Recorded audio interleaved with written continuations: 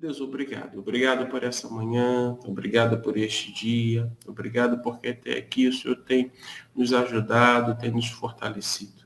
Quero aproveitar este momento e pedir ao Senhor que o Senhor esteja entrando com providências, mais uma vez, para a Finéia, que ela e seu esposo, sua família perderam o seu filho nos últimos dias, referente a infarto. Eu suplico que o Senhor esteja confortando, consolando o coração de todos os familiares pela perda, Senhor. Perda na nossa perspectiva, mas por saber que Ele, sim, confessou a Ti, em breve nós estaremos com Ele. Em breve nós estaremos contigo. Então, eu peço que o Senhor conforte e console os corações. Da mesma forma, Senhor, eu quero lhe pedir por aqueles irmãos que estão passando por cirurgia, por aqueles amigos, até mesmo por aqueles desconhecidos. Em destaque, eu quero compartilhar a respeito da Deisiane. Eu peço ao Senhor que esteja com os médicos, conduzindo os médicos. Eu peço ao Senhor que o Senhor esteja dando sabedoria aos médicos, cuidando também da saúde emocional dela, cuidando, Senhor, do seu corpo para que essa cirurgia seja uma cirurgia assertiva, seja uma boa cirurgia que possa de fato corrigir aquilo que precisa ser corrigido e que o processo de restabelecimento, Senhor, seja também bom. Visita, Senhor, ela nesta manhã. Cuida dela, cuida dos familiares também. É a minha oração. Em nome de Cristo Jesus. Agora, quando vamos nos debruçar na tua palavra para conhecer, para saber um pouco mais a respeito do casamento e família, com base na cultura bíblica, eu peço, fala conosco. Fala com os nossos irmãos. Fala, Senhor, através do teu servo, o pastor Davidson. Fala com unção, fala com graça, fala com sabedoria. Que possamos ser despertados, Senhor, para perceber, à luz da tua palavra, aquilo que precisa em nós ser ajustado, aquilo que nós precisamos, Senhor, estar atentos para poder contribuir com o crescimento, com o desenvolvimento do nosso lar, um lar saudável. Nos ajuda, é o que eu te peço. Então fala conosco. Eu te oro em nome de Cristo Jesus. Amém. Então, nesse momento, eu quero convidar o pastor Davidson a que esteja aí conosco, para que possa, então, deixa eu colocar ele em tela. Não adianta eu convidar se eu não coloco ele em tela, não é verdade? Então, agora sim. Bom dia, pastor Davidson. Bom dia, pastor Aderson. Bom dia a todos os irmãos que estão presentes. Que Deus nos abençoe. Mais um estudo, mais uma vez, um prazer estar aqui com vocês. Amém. Pastor Davidson, então, a partir de agora, né, a tela é toda sua, né? Alguns irmãos daqui a pouco, por certo, estarão entrando. Fique à vontade, esteja à vontade. Tá bom, querido? Obrigado, pastor Aderson, e a todos. Lembrando que o nosso estudo é baseado nesse livro, A Ética do Casamento Judaico. O nosso estudo é totalmente baseado aqui, claro, na Bíblia, né? Mas usamos esse livro aqui como boa base. E lembrando também aos irmãos desse outro livro, é o mais recente que eu lancei, o livro Revelações Originais do Salmo 23. Já tivemos uma série de estudos baseadas nesse livro. Então você pode buscar aqui no perfil da igreja no Facebook, da Igreja Congregacional de Aracruz, ou então no meu canal do YouTube. Lá você vai achar todas as lives que fizemos, palavra por palavra, versículo por versículo, analisando no seu original em hebraico. Realmente desvendamos segredos muito importantes do Salmo 23 para a nossa vida. Vou pedir aqui ao pastor Aderson que esteja liberando o compartilhamento de tela, e então estaremos começando já a trabalhar o estudo de hoje. Muito bem. Então você pode ver aqui que estamos nessa página do meu livro, quando terminamos na semana passada, falamos sobre vários assuntos concernentes ao início do casamento. Falamos sobre como que os jovens da cultura bíblica, a cultura judaica, como que eles se conheciam, como que o casamento era todo combinado, era um casamento arranjado pelos pais dos jovens. E falamos então um pouco sobre tudo isso. Agora vamos tratar, a partir de agora, sobre a virgindade, que é um tema bastante polêmico hoje em dia, porque, né, em nossa cultura esse é o valor que já se perdeu ao longo, né, da estrada ocidental aqui. Mas na época bíblica, e ainda para aquele que segue os valores da Bíblia, esse é um valor importante. Então vamos tratar aqui da virgindade, como que era encarada essa questão da virgindade na época bíblica. Bom, havia uma grande preocupação por parte da noiva e de sua família, ou seja, da família da noiva, né, em provar que ela se casava virgem. Isso era muito importante para a cultura bíblica, a cultura do Israel antigo. O marido sempre esperava ver manchas de sangue na roupa da cama após o primeiro ato sexual. Isso era algo que se esperava. Caso não houvesse isso aqui, então poderia até haver consequências muito ruins para a noiva e para a família da noiva, né? Porque, como nós já também falamos aqui nas lives anteriores, o casamento era um arranjo entre famílias, que envolvia também esses dois jovens. Então tinha muita coisa em jogo. E era um valor muito importante que houvesse, então, a prova da virgindade, como a gente vai ver daqui a pouco. Caso isso não acontecesse, ou seja, caso a moça não sangrasse, né, na sua primeira relação com o seu marido, que era tecnicamente a prova, né, da virgindade dela, ele, o marido, poderia anular o casamento, expondo a família da jovem a um grande constrangimento. E mais do que um constrangimento social, que já era ruim, mas mais do que isso, a vida da própria jovem estava em risco. Então vemos aqui que essa prática é descrita pela primeira vez em Deuteronômio 22, de 13 a 21. Nós vamos tentar ver aqui. Bom, não abriu. Eu vou ter que abrir a Bíblia aqui. Deuteronômio 22, de 13 a 21. Estou abrindo aqui o programa de Bíblia.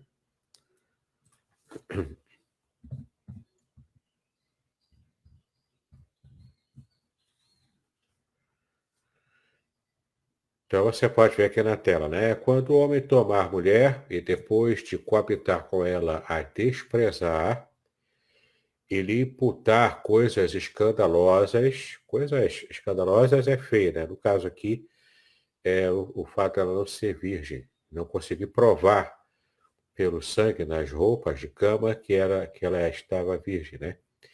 E contra ela divulgar a má fama, dizendo, tomei esta mulher e me cheguei a ela, porém não a achei virgem.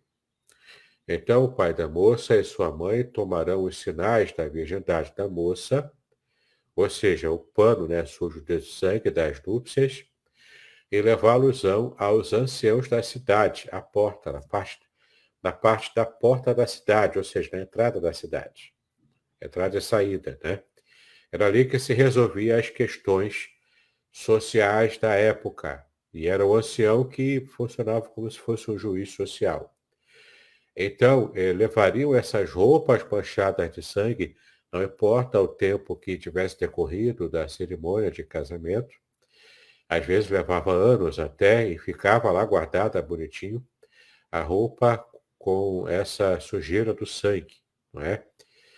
E o pai, então, da moça dirá aos anciãos, aqui no versículo 16, e o pai da moça dirá aos anciãos, eu dei a minha filha por mulher a este homem, porém ele a despreza, ou seja, provando que estava tudo de acordo com o combinado, né? Porque era essa combinação que se fazia entre as duas famílias. Versículo 17.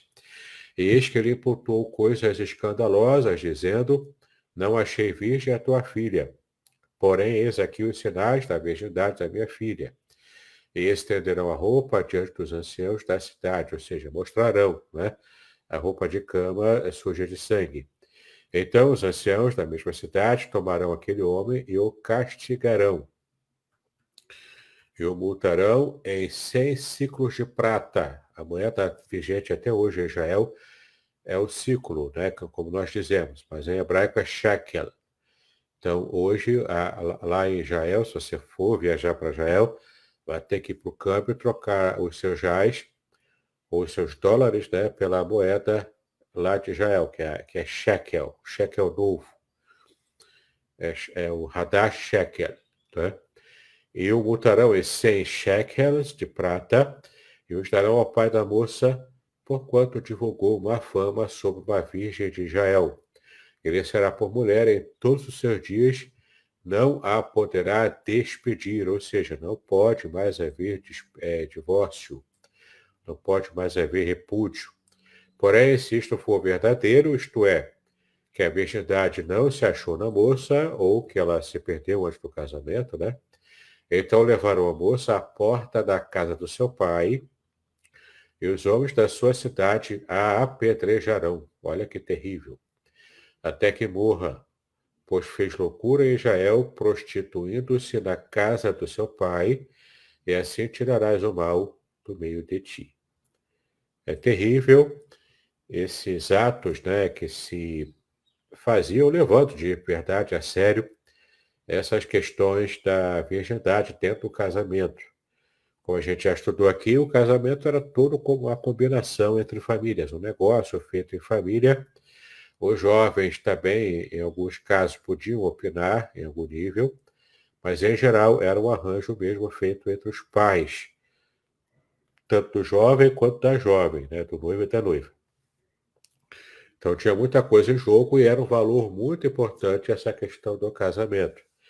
É como se fosse uma garantia, né? Quando nós compramos, por exemplo, uma mercadoria, um eletrodoméstico, quando eu compro pela internet e o eletrodoméstico chega em casa, eu quero testá-lo, né? Antes de ver se está tudo ok, para ver se precisa trocar ou não.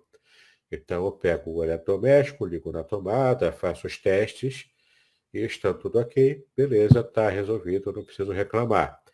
Mas caso houvesse alguma dificuldade, algum defeito que eu percebesse, eu teria um tempo, né, para poder enviar, para troca, enfim, e o direito do consumidor me garante essa possibilidade.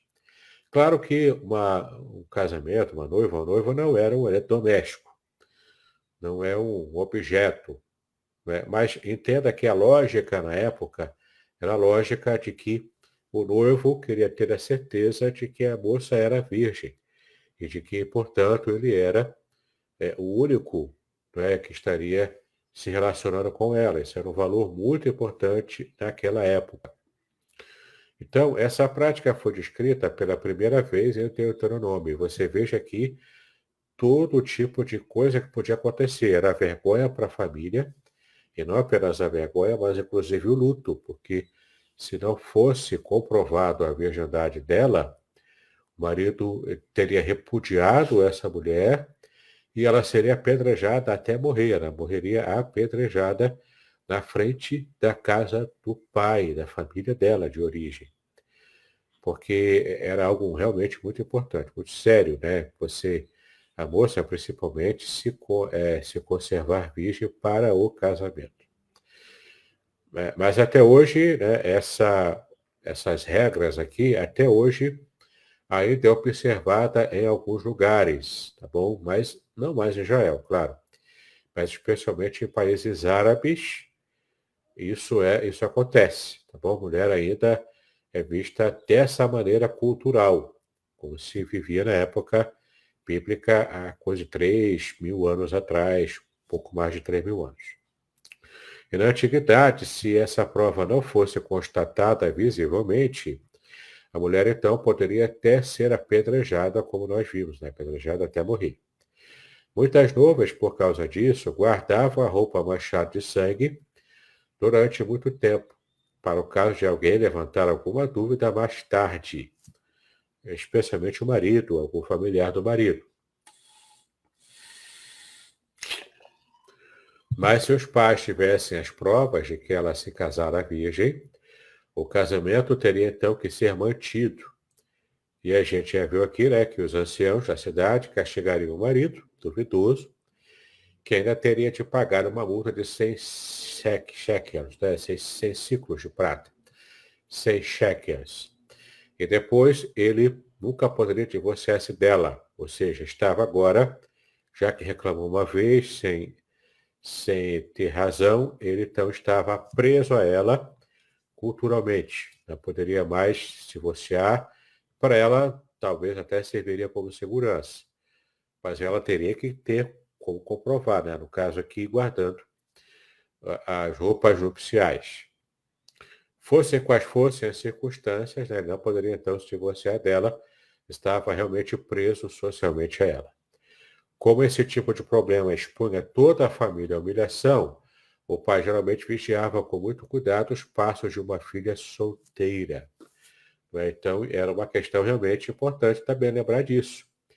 Os pais tinham que garantir para o futuro marido, já tendo negociado o casamento ou não, tinham que garantir que a filha estava intocada, estava virgem até a hora do casamento, ou seja, que ela era uma moça pura, moralmente pura, reservada e se guardou de fato para o marido. Não é? Esse era um valor muito importante. E aqui convém uma reflexão.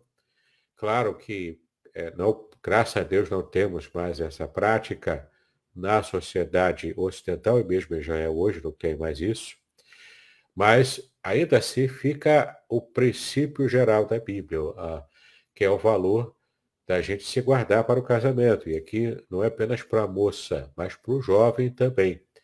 Tanto o jovem quanto a jovem é um valor importante. Nós, como cristãos, herdamos esse valor moral de estarmos nos guardando para o casamento. Hoje é quase um tabu.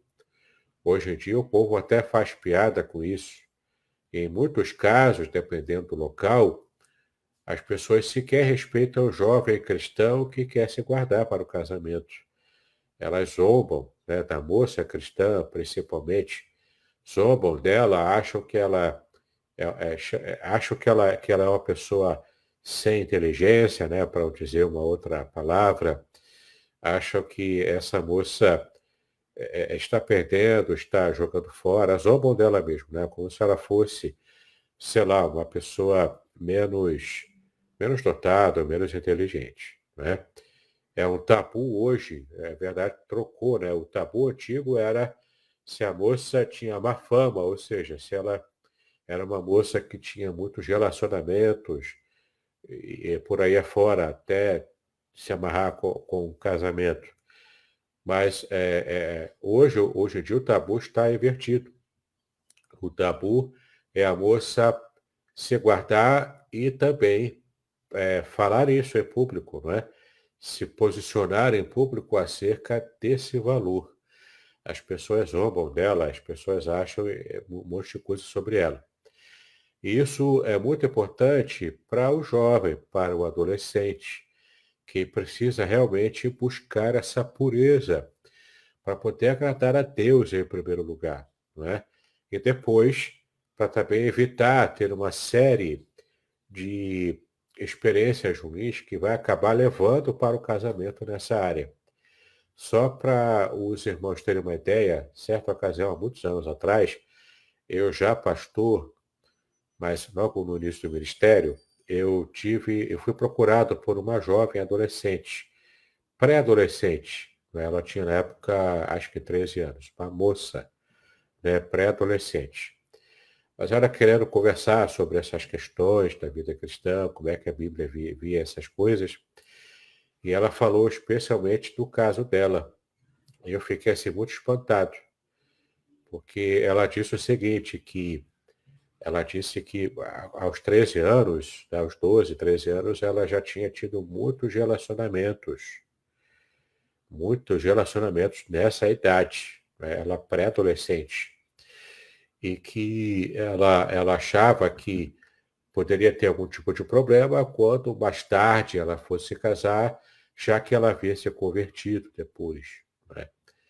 Eu fiquei assim bastante abismado com a idade que ela tinha e o tipo de experiência que ela tinha é tão novinha, né? Tão nova. Então, assim, hoje em dia está nesse nível.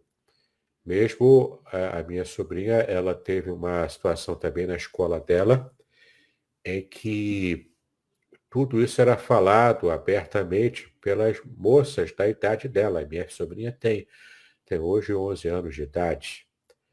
Então, é assim muito difícil a gente conseguir, mesmo criar os filhos, né, dentro da escola, dentro de uma sociedade tão voltada para perversões desse tipo. Principalmente falando em termos também de experiências até mesmo homoafetivas. Por exemplo, eu soube de um caso, não aconteceu com a minha família, mas eu apenas soube, né, vendo na internet, do caso de um jovem que foi para a faculdade e na faculdade falaram para ele, olha, você não pode dizer se você é homossexual ou se você é heterossexual sem que primeiro você tenha experimentado esse tipo de relacionamento homossexual. Então, você precisa primeiro experimentar para ter certeza de que você não é homossexual, e então sim você poder dizer com convicção de que você é heterossexual, não é? Então, está nesse nível. Então, precisamos ter muito cuidado. Você que está me ouvindo, se você é jovem, se você é tanto sendo moço ou sendo moça, sendo cristão, ou tendo valores tradicionais como esse da virgindade, né, de se guardar para o casamento, você precisa ter muita força de caráter. Precisa realmente se manter fiel a Deus, mas ter muita presença de espírito e força de caráter para não ceder à pressão. E eu quero aqui te dar essa orientação e também te dar esse tipo de ânimo para que você se guarde mesmo, tanto o jovem quanto a jovem. Eu me guardei para o meu casamento. Já na minha época já não foi fácil, mas eu não me arrependi de me guardar para minha esposa, ela também se guardou para mim, e nós descobrimos essa beleza que é o ato sexual, eu e ela juntos, não é? Foi uma descoberta mútua, tanto para mim quanto para ela. E é uma bênção. Até hoje nós temos essa bênção em nossa história. Eu e Márcia vivemos muito bem, nos amamos muito e, de fato, mesmo essa experiência, nós é que descobrimos tudo isso dentro do próprio casamento. Então é uma bênção. É uma bênção. Não vale a pena você ter muitas experiências nessa área. Parece que vale muito a pena você conhecer bastante para depois você se casar. Vai por mim, não vale a pena. A Bíblia chama esse tipo de prática de prostituição. Tá? E isso é muito importante a gente se precaver desses atos de fornicação, né, antes do casamento, que a Bíblia enxerga como também prostituição. E, embora não tenhamos uma rigidez tão grande quanto essa que lemos aqui, né, na época da Bíblia, não há essa rigidez tão grande, graças a Deus, na nossa sociedade, mas ao mesmo tempo a gente não precisa abrir a guarda. Precisamos sim vigiar bem e nos mantermos puros para o casamento. Né? O que Paulo chama de o leito sem mácula. Ou seja, é a cama sem sujeira, sem nenhum tipo de atitude ou prática que vá de realmente trazer mácula para o casamento. Tá bom? Bom, depois desse parêntese grande, né, porque eu achei importante falar sobre ele, vamos tratar agora do próximo passo aqui do nosso estudo, que é como acontecia, como se dava a cerimônia nupcial. Os judeus sempre gostaram muito de festas e comemorações bem elaboradas. De fato, até hoje, a cultura judaica é assim. Se você acompanha o que a Bíblia fala sobre festas, as festas do Senhor, né, as festas de Yahweh, a gente percebe o quanto Israel é um povo festivo, gosta de danças, gosta de muita festa, muita comida, muita bebida. Eles realmente são festeiros, até hoje são assim. O casamento era motivo para festejos alegres, cheios de animação, que poderiam durar até uma semana ou mais. Se durava em torno disso, 7 dias ou até mais. Havia casos em que parentes viajavam longas distâncias para assistir ao evento e todos os amigos e vizinhos concorriam à casa. Ou seja, era realmente uma ocasião muito festiva e bem social, né? Era uma situação assim bastante alegre para as duas famílias que estavam se unindo, não apenas os jovens, né, como já vimos, mas as duas famílias se unindo nessa cerimônia de casamento. Como nós já vimos, né, os jovens ficavam noivos quando havia ali as tratativas para o casamento entre os pais de ambas as famílias.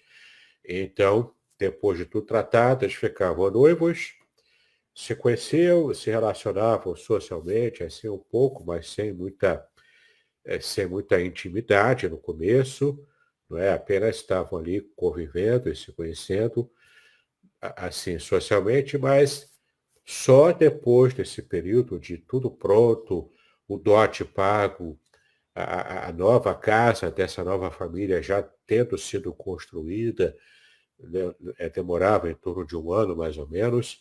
O noivo, então, estava dando provas sociais de que ele tinha condições de manter a sua nova família, por ter feito a casa, por ter pago o dote, que ele era um trabalhador, enfim, ele não era como dizemos hoje, né, não era um vagabundo, alguém sem compromissos com o trabalho, sem nada disso. Era um homem trabalhador e ele provava isso quando pagava o dote e também quando construía adequadamente o seu lar, a sua casa. Então, depois de tudo pronto, marcava-se a cerimônia do casamento, que não era uma cerimônia totalmente formal, no caso aqui com o rabino festejando, hoje até é feita assim com o rabino mesmo celebrando, mas na época bíblica não tinha esse cerimonial muito formal. Era algo bem mais informal e a ocasião era fazer mesmo a festa do casamento, como a gente vai ver aqui, né? Então, os vizinhos, os parentes viajavam, amigos do noivo e da noiva também iam junto para esse casamento. Havia até aquela cerimônia, né, aquela prática do cortejo nupcial, que a gente vai ver também daqui a pouco, e vai nos ajudar, inclusive, a entender a parábola das 10 virgens, né, o que é bem interessante também. Muitas vezes os casamentos eram realizados no outono, após a colheita, para que pudesse ser assistido pelo maior número de pessoas possível. Ou seja, se fizesse na época da colheita, a maioria dos familiares estavam ocupados em fazer a colheita, para não deixar o alimento se estragar nos campos. Então, era feito no outono, quando não havia mais o que colher, porque a colheita já havia sido feita. Então, era aquele período de preparação para o inverno, né, na época do outono. A colheita já havia sido feita e já estava tudo se preparando para receber o inverno e depois a primavera. Então, é muito interessante o quanto eles procuravam marcar, então, os casamentos para a época do outono, porque possibilitaria mesmo que as famílias que tinham uma cultura e uma economia quase que 100% agrícola, né, que tinha na produção e também na colheita desses frutos, dos grãos, enfim, né, das hortaliças e também da pecuária, né? Então, essa era a base de toda a economia. Ainda hoje é a base das economias, é porque a gente compra no mercado e a gente nem percebe que alguém teve que cultivar aqueles grãos que nós compramos, seja o arroz, seja o feijão, seja todo o material que a gente usa, açúcar, sal, tudo tem que ser preparado, cultivado. Até o algodão que nós usamos, né, também para situações de medicamentos, tudo isso é cultivado, né, vem do nosso agronegócio, como era também antigamente. E como eram sociedades mais assim, primitivas em termos de avanço tecnológico, pelo menos, eles então davam muita importância a essas estações. E, de fato, lá em Israel, as estações são muito bem marcadas, diferente do que aqui no Brasil. Por exemplo, aqui no Rio de Janeiro, onde eu moro, nós temos aqui praticamente um eterno verão sujeito a frentes frias, né, que às vezes mudam, trazendo um pouco mais de chuva ou um pouco mais de frio. É claro que isso é uma forma de dizer, né? Temos sim as estações aqui no Brasil, mas como somos um país tropical, é menos evidente para nós essa mudança das estações do ano. Para Israel é mais evidente, né? E para aqueles povos ali do entorno de Israel, as estações são muito bem marcadas, então são muito evidentes. Então, muitas vezes, os casamentos eram realizados no outono, após a colheita, para que pudesse, então, ser assistido pelo maior número de pessoas possível. As testemunhas, tanto do lado da noiva como do noivo, eram sempre em grande número. Antes do casamento, havia o cortejo nupcial. A noiva saía de sua casa acompanhada das pessoas que formavam o seu grupo. O noivo vinha de outro lugar, por ele escolhido. O destino era a casa do pai do noivo. Supõe-se, por isso, que era ele quem arcava com as despesas da festa. Os dois grupos eram constituídos de amigos de cada um, que iam tocando instrumentos musicais ou cantando e espalhando flores pelo caminho. E aqui, nesse parágrafo aqui, ele é muito importante para a gente, porque a gente percebe que nesse cortejo nupcial, temos aqui a presença dos amigos mais próximos do núcleo do noivo e da noiva. Então, eles combinam lá onde vão se encontrar no meio do caminho. Então, a noiva com o seu cortejo, né, de amigas vão andando nesse cortejo e combinaram de se encontrar em determinado lugar com o noivo e os seus amigos também, tudo combinado previamente. Então eles se juntam, noiva e noivo se juntam, cada qual com os seus amigos mais allegados, familiares também.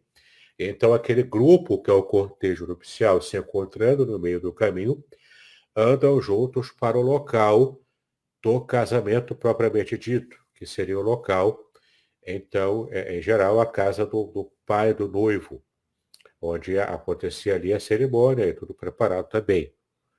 Inclusive, o quarto nupcial, onde, vamos ver daqui a pouco, vai acontecer essa questão do primeiro ato, do ato sexual, né, entre o marido e mulher. Mas olha que interessante, perceber isso nos ajuda a entender, primeiro, a parábola das 10 virgens. E ali é interessante porque na parábola das 10 virgens, as 10 virgens são cotadas para o casamento com o mesmo noivo. Sim, na época, o noivo, que era muito proeminente, talvez um príncipe, né, alguém que mais tarde se tornaria um rei, por exemplo, ele podia fazer casamentos assim. Não era muito comum, né? O mais comum era ele se casar com a primeira esposa, que era mais antiga, por ser a primeira, e tinha mais valor também, em termos de comparação com as outras esposas que vêm depois dela, num casamento de poligamia, né? Uma poligamia. Mas, em geral, alguém muito rico também, em geral não, né? Podia acontecer de alguém que é muito rico, muito poderoso, fazer logo um casamento com 10 esposas ao mesmo tempo. Isso poderia acontecer também. No caso da parábola das 10 virgens, que o Senhor Jesus conta, é mais ou menos isso que aconteceu ali. Alguém muito poderoso, que era o noivo, estaria se casando ao mesmo tempo com 10 mulheres, com 10 virgens. E era uma espécie de teste que essas 10 virgens estivessem preparadas para o casamento, para o próprio casamento. E era a ocasião mais importante na vida de uma mulher. A jovem, a criança, é preparada para o casamento e depois de casada, a mulher, ela também se dedica totalmente ao lar.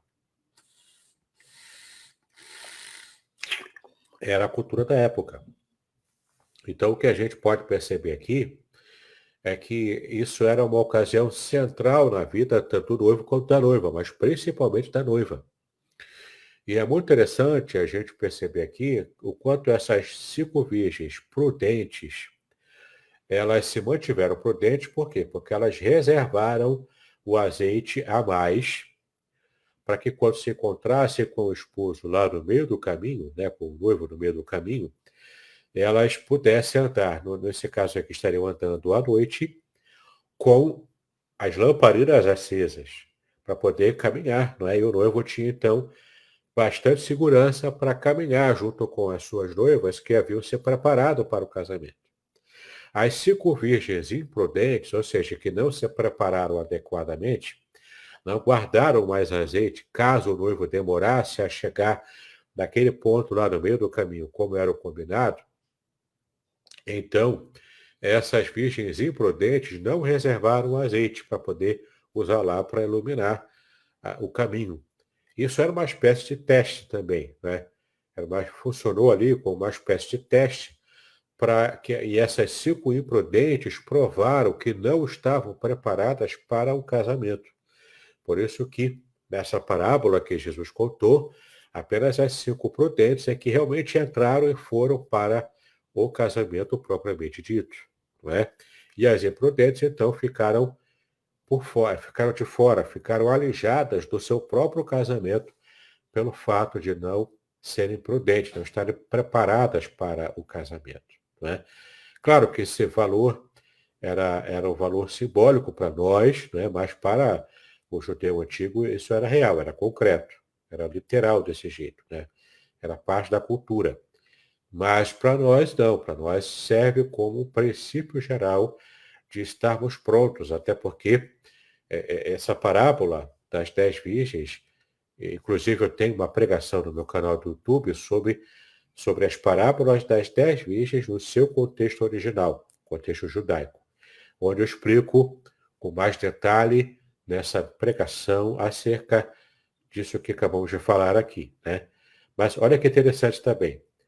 Agora entendemos o cortejo nupcial, que se une num ponto específico no meio do caminho até chegar ao local do casamento propriamente dito. Isso também nos ajuda a entender por que a Bíblia diz que quando Jesus voltar, e vai ser o casamento do noivo com a noiva, que é a igreja, né? Que é a igreja barra Israel, né? Que é a noiva de Cristo já preparada, já pronta, como essa virgem que está pura e que está preparada para o casamento com o noivo, está acordada, está despertada para o casamento, não é? Está atenta a tudo. E o noivo, quando chega, Cristo, quando volta, agora você entendeu por que o encontro se dá nos ares. Quando Cristo volta, a igreja que está viva é arrebatada, a igreja que está morta antes foi ressuscitada, para então se encontrar com Cristo aqui, ó, nos ares. Por quê? Porque é no meio do caminho. O noivo e a noiva se encontrando no meio do caminho, para depois irem para o céu, que é a casa do Pai, do noivo, para que haja então as bodas do Cordeiro. Veja como é interessante a gente perceber, inclusive, que esse fator cultural de como aconteceu o casamento nos ajuda a entender, inclusive, as passagens que falam sobre a volta de Cristo, ele sendo noivo, e a igreja sendo a sua noiva, não é? A gente consegue até visualizar com a nossa mente, né, claro, mas visualizamos então todos esses valores, né, culturais que nos ajudam a entender o que vai acontecer conosco quando Cristo voltar, e nós, como parte da igreja, estaremos então nos casando com o nosso noivo. Olha que benção, né? Bom, a cerimônia nupcial era chamada de Rupá. Aliás, Rupá, né? Tem que arranhar mais na garganta aqui por causa da letra Ret, que aparece aqui. Então, Rupá, tá? Que significa todo, uma tapagem, um todo, como uma barraca, né? Mas era um todo feito de pano, que era muito comum também. Era possível que a noiva e o noivo ficassem sentados debaixo desse toldo durante parte da cerimônia. Como eu disse, era uma cerimônia mais pragmática, muito simples, né? Nada assim muito elaborado na época. Hoje já é mais elaborado, claro. Mas na época era mais simples. Ao que parece, não havia a presença de um religioso ou juiz no casamento, sendo, pois, um paralelo da prática antiga observada por Isaac e Rebeca. Ele, né, Isaac, simplesmente conduziu a noiva, Rebeca, para a tenda, o toldo, né? A tenda é o que é o toldo, de sua mãe. E assim se tornaram marido e mulher. Os votos matrimoniais e compromissos tinham sido feitos anteriormente. Você pode ver aqui em Gênesis 24, 67. Vamos ver aqui se abre o versículo, agora abriu. Isaac trouxe-a para a tenda de sua mãe Sara e tomou a Rebeca e foi-lhe por mulher e amou-a. E assim Isaac foi consolado depois da morte de sua mãe. Não é?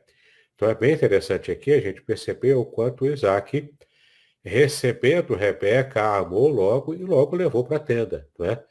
Não tinha tantas cerimônias assim, não. Onde é que foi feita, entre aspas, a cerimônia do casamento? Lá, não é? Quando o servo de Abraão, que era o Eliezer, quando ele percebeu que Rebeca daria uma boa esposa, foi lá se encontrar com a família, fez toda a negociação ali, então tudo já estava pronto e tudo pronto para esse casamento, né? Então é bem interessante a gente perceber o quanto essa parte, né, do casamento de Isaac com Rebeca é também uma história bonita. Mas você percebe que não teve esse espaço para a cerimônia de casamento, o que é bem interessante, né? Porque alguns jovens, às vezes, né, querendo justificar ter relações antes, né, da própria cerimônia do casamento. Ó, tá vendo lá? Ó, Isaac e Rebeca não tiveram cerimônia nenhuma, já mal conheceu, já levou para a tenda da mãe, não é? A questão aqui não é essa, a questão é que as pessoas querem usar isso para argumentar, para justificar, né, uma vida de relacionamento antes do próprio casamento, mas, na verdade, não quer comprar aqui a cultura judaica por inteiro, né? Porque na cultura judaica, o jovem não conheceu a jovem antes. O casamento foi arranjado pelo servo do pai, né? Do pai de Isaac, que era Abraão. Então, o povo quer usar essa passagem para justificar uma vida, né, de conhecimento sexual antes do casamento, mas não quer comprar a cultura por inteiro, né? Não quer que o casamento seja arranjado. Ele que quer escolher a sua noiva, a sua própria esposa, ou a moça também, né? Ela que quer escolher o seu noivo, entendeu? Então aí não vale, né? Se não sabe brincar, não desce pro play, como o pessoal diz hoje, né? Então, vamos fazer tudo direitinho, conforme manda o figurino, né? Se a nossa cultura, ela pede nessa cerimônia de casamento, não custa nada. O jovem, a jovem, dá essa alegria para os seus familiares, para os seus pais, né? E se guardar direitinho para o casamento, fazer o casamento normal, comando figurino, não arranca a pele de ninguém, né? Ninguém vai perder com isso, vai, na verdade, ganhar, né, a bênção de um casamento bem feitinho. Bom, o casal, então, se colocava diante dos amigos e parentes, né, desse cortejo nupcial que já havia se unido para a cerimônia, que provavelmente recitavam passagens bíblicas, geralmente Cântico dos Cânticos, ou textos da sabedoria tradicional. Mas, em vez de uma cerimônia silenciosa e reservada, o grupo participava do evento com muita alegria e animação. Né? Como a gente já sabe, era uma cultura muito festiva. Né? Tem até uma música muito conhecida na época do casamento, né? Até cantada em hebraico, naturalmente, né? Que é Hava Nagila, né? Que é uma música muito conhecida até hoje, cantada na cultura judaica. Hava Nagila, Hava Nagila, Hava Nagila, né? Aí vai cantando a música aí do casamento, que é muito festiva, ela é até dançante, não é própria para ocasiões como essas. Depois, então, os noivos eram deixados a sós para consumar a união, em uma tenda ou quarto previamente preparado para ser a câmara nupcial. Sim, essa prática, a primeira prática sexual do agora marido e mulher, né, era feito na hora do casamento, lá naquele mesmo ambiente, só que separado, claro, reservado. Mas ali, não é? para que houvesse essas testemunhas ali. Todos os convidados para o casamento seriam testemunha da consumação do casamento. Claro que ninguém estava ali vendo o ato, não é isso. Eles ficavam reservados lá, tendo lá o seu primeiro ato. Então, depois que tudo acontecesse, eles saíam dessa tenda da câmara nupcial e provavam a virgindade da moça ali. Era esse o costume, era essa a prática. E enquanto então o casal consumava o casamento, os convidados continuavam a festejar, naturalmente, comendo, bebendo, dançando, brincando ali. Tocavam instrumentos musicais, dançavam, cantavam e faziam jogos. Comida e vinho eram distribuídos em abundância, tá bom? Nesse período dos 7 dias, né? Claro, no primeiro dia já acontecia a cerimônia e a consumação do casamento. E embora isso possa parecer estranho aos nossos olhos de ocidentais, algum tempo depois o casal saía da câmara nupcial, trazendo as provas de que a noiva era virgem.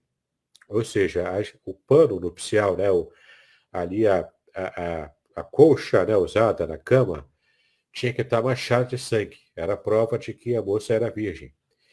E de que eles haviam então se unido, né? Também a prova tanto da virgindade dela, quanto também da união consumada ali.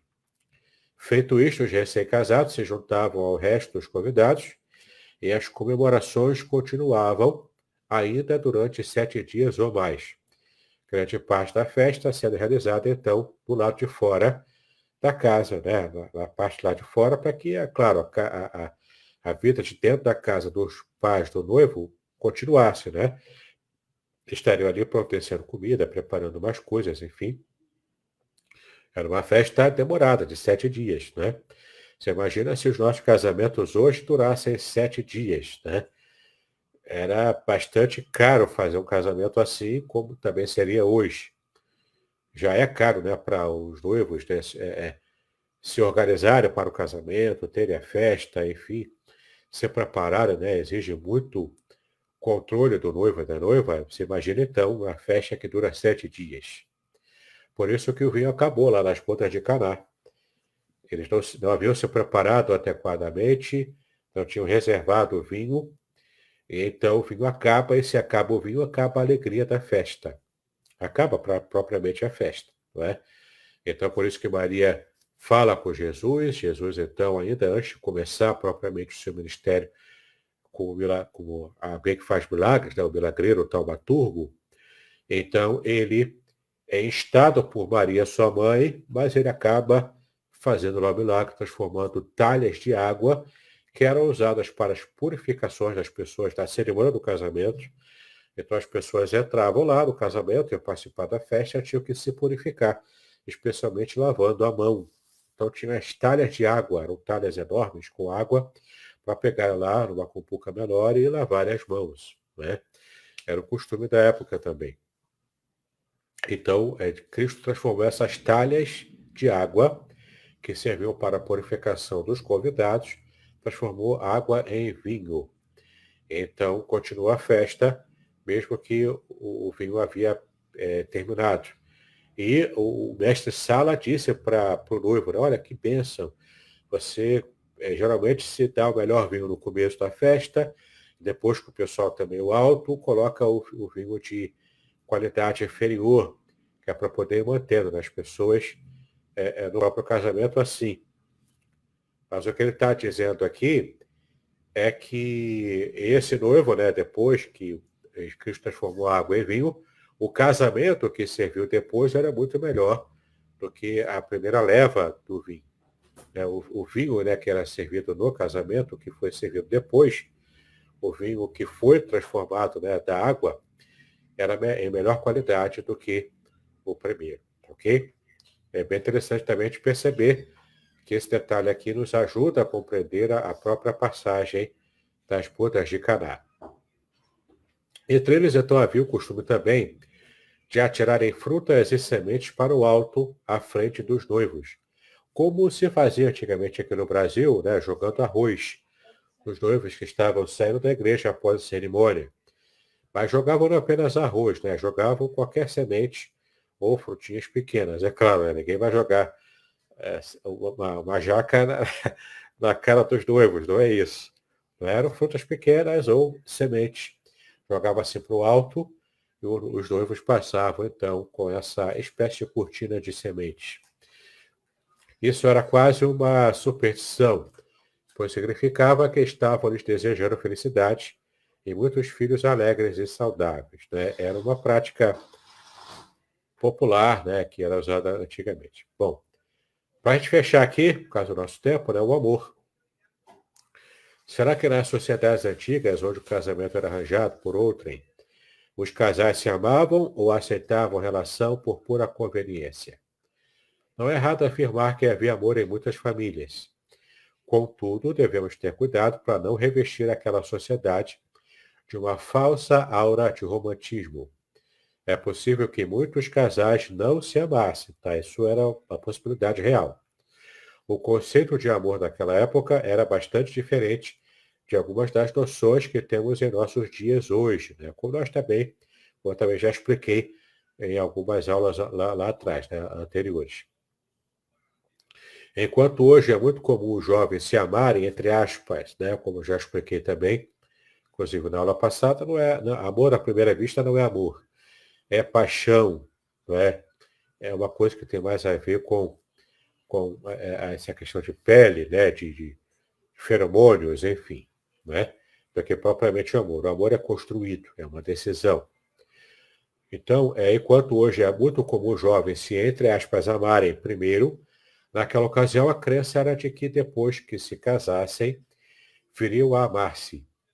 Para eles, o amor era uma questão de decisão pessoal e o sentimento estava sob o controle de cada um. Encarando o amor dessa forma, eles tinham então grande possibilidade de acertar no relacionamento.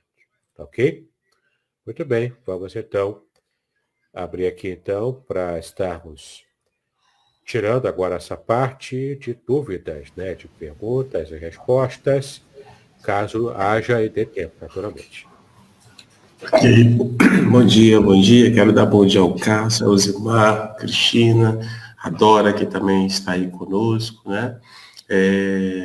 E o Ladário também está conosco. Bom dia, Ladário. Com certeza a esposa deve estar ao lado. Bom dia também. E eu quero, então, abrir, né? Se algum irmão tiver alguma pergunta, é só colocar a pergunta aí no chat para que nós possamos ler, compartilhar aí com o pastor Davidson, para que ele possa nos esclarecer. Enquanto você está formulando aí a sua pergunta, né? Eu quero crer nisso, até porque isso foram dois assuntos assim, três assuntos, melhor dizendo, que foram abordados, e três assuntos assim de suma importância. Vamos lá, virgindade, e quebra de tabu, esclarecimentos e etc.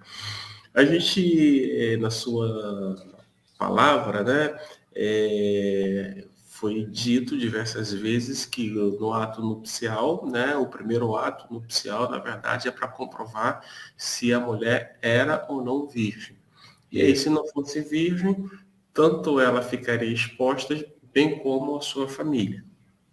Ela Certo? podia até, inclusive, perder a vida, né? Perder a vida. Mas vamos olhar agora para o outro lado, né? E a situação do homem? Como é que era vista neste caso?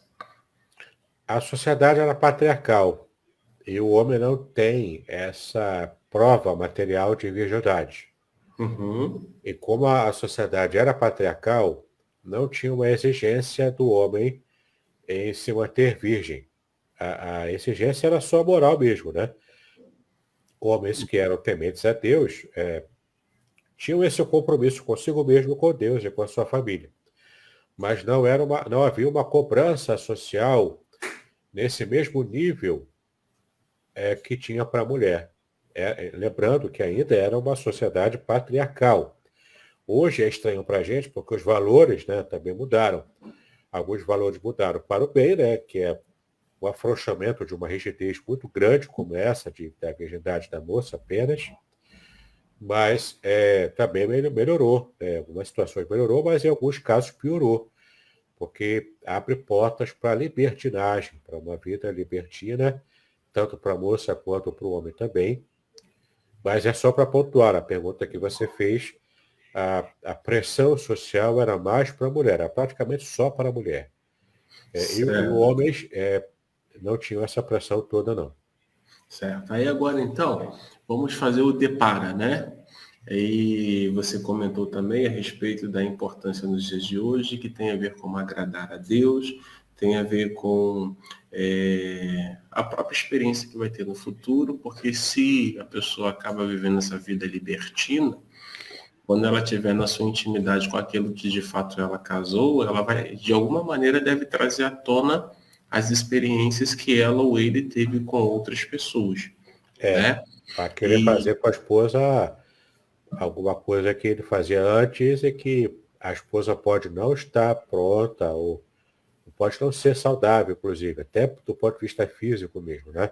Pode uhum. não ser saudável. E isso é mácula para o casamento. Certo. E aí, então, assim, o que você poderia falar com mais clareza, fazendo depara, tanto para o homem quanto para a mulher? Porque naquela época a pressão era mais sobre a mulher, mas hoje não. Hoje não é que seja uma pressão, mas no intuito de esclarecimento para todo aquele que professou a fé em Cristo Jesus, os benefícios, digamos assim, né, do que tange a preservar a virgindade. O maior benefício é até espiritual.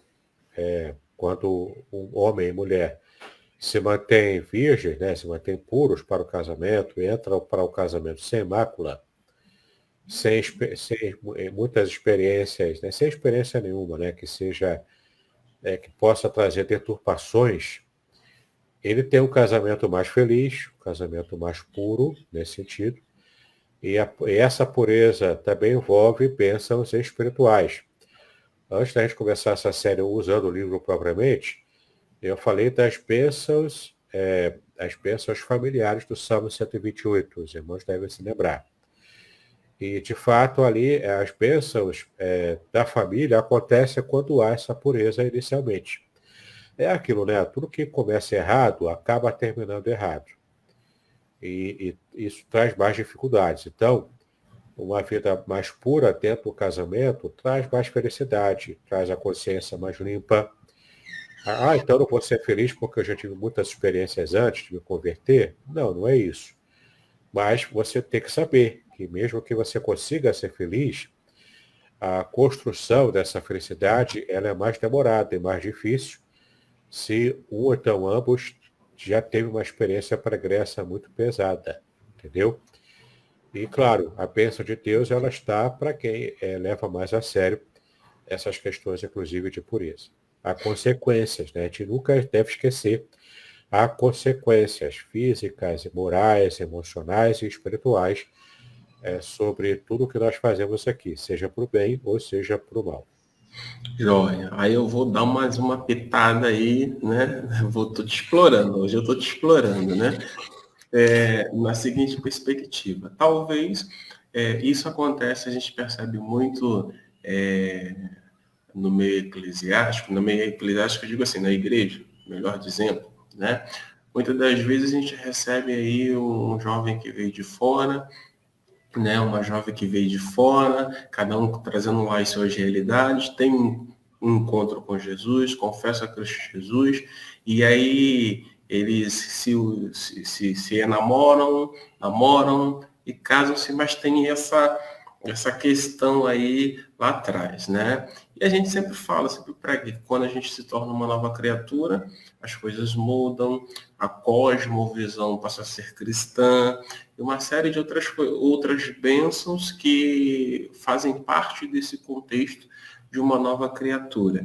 As consequências, né, como você muito bem colocou. Mas como é que a gente pode gerar, de repente possa ser que haja um jovem aí que, puxa, o pastor Davidson colocou dessa forma, como é que eu estou então, já que eu vim, eu e ela viemos de uma relação diferente e tal, como é que é isso? Fala aí para mim, por gentileza, para os nossos ouvintes. Por exemplo, na nossa cultura tem namoro, noivado e casamento.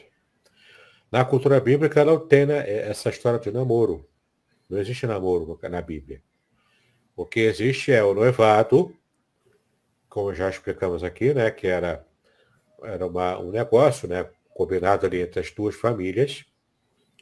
Então, o noivado já contava socialmente como um pré-casamento, digamos assim. E depois o casamento propriamente dito, como vimos hoje.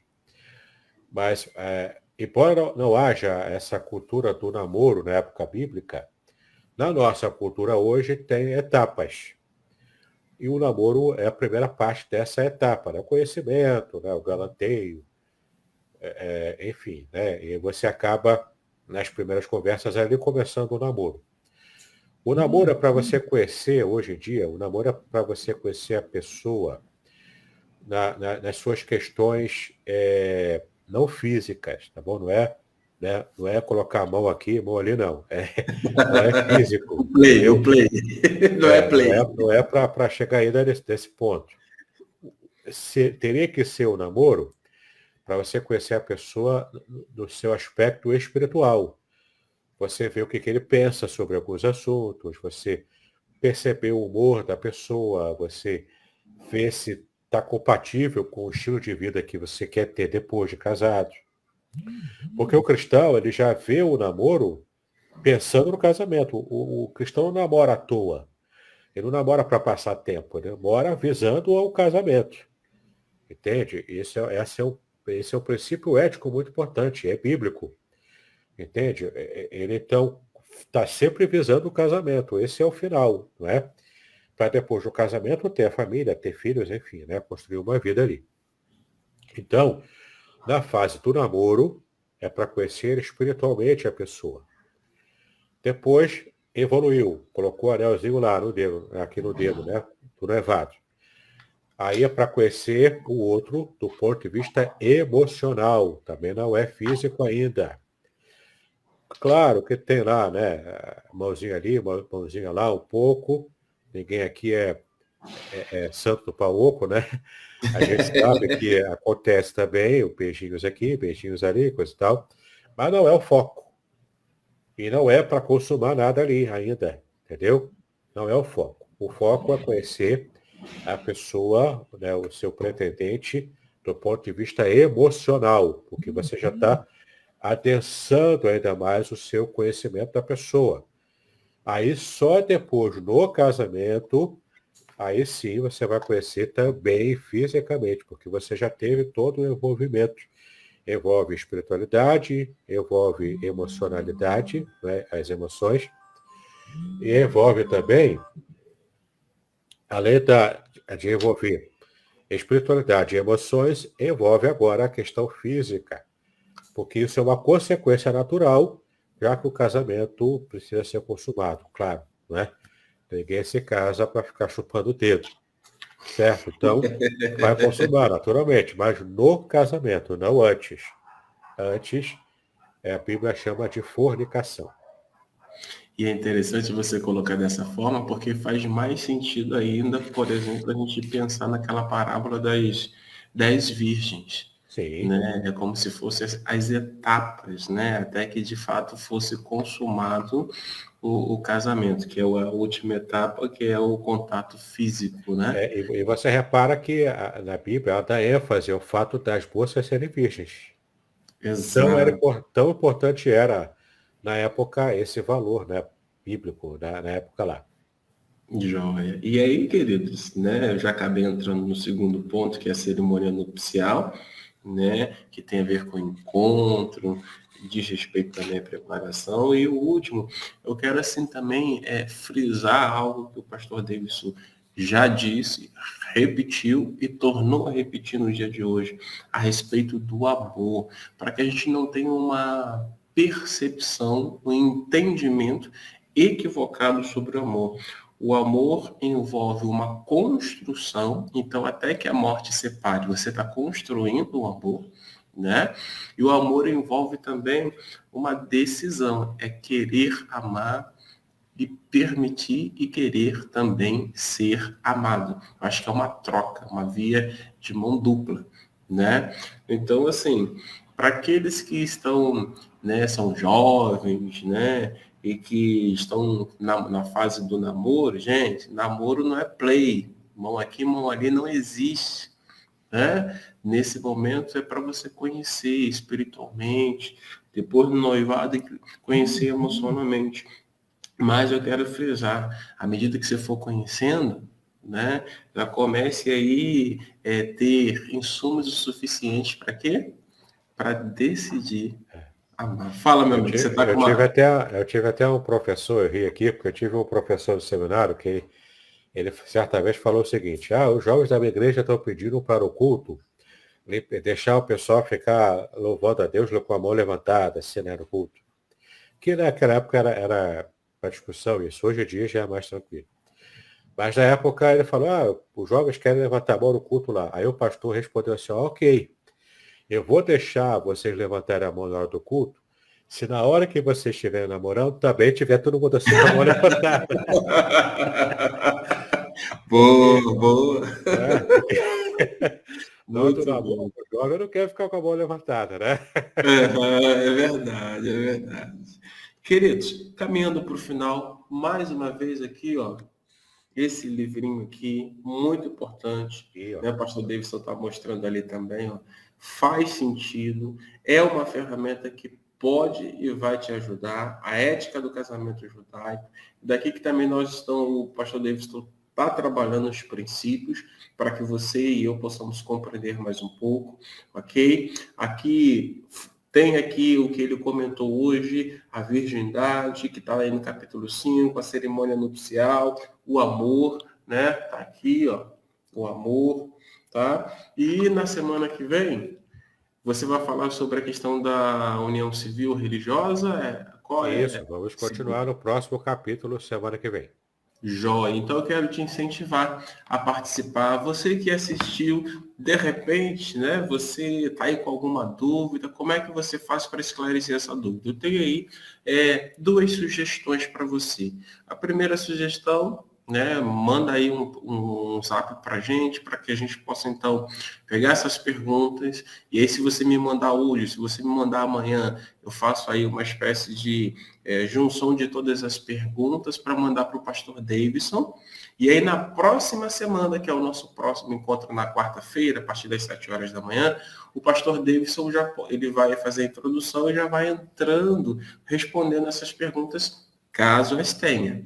Mas não fiquem sem perguntar. É muito importante esclarecer. O pastor Davidson, que é professor, eu já tive a oportunidade também na vida corporativa de dar aula, e uma das coisas que a gente muito fala é importante que não saia com dúvidas. Mas ainda que você saia sem dúvidas em casa, pensando, surgiu uma dúvida, anota para que possa ser esclarecida o quanto antes. Então, eu quero te incentivar, então, a fazer isso, né? A que você possa esclarecer suas dúvidas. Porque sabe o que acontece? Uma vez que você esclarece as suas dúvidas, fica mais fácil de você viver, de você avançar, de você progredir naquilo que Deus tem para a sua vida. Certo? Então, semana que vem, se Deus quiser, Pastor Davidson, as suas considerações finais, já o meu agradecimento, né? Já com uma grande expectativa para a próxima quarta-feira. E ao final, querido, fique à vontade, faça a oração final, por gentileza. Ok, então para mim uma grande alegria mais uma vez participar. Lembrando aqui do livro, né? Se você quiser comprar, é só você fazer contato pelo WhatsApp 021 aqui no Rio de Janeiro, 998-58-5402. 021 998-58-5402. Você adquire a obra, eu mando pelos correios, então você vai conseguir acompanhar com mais facilidade. Tem aqui também tudo registrado bonitinho, tudo que estamos falando por aqui, um pouco mais, né? De algumas questões que eu não pude abordar aqui. Muito bem, vamos orar então.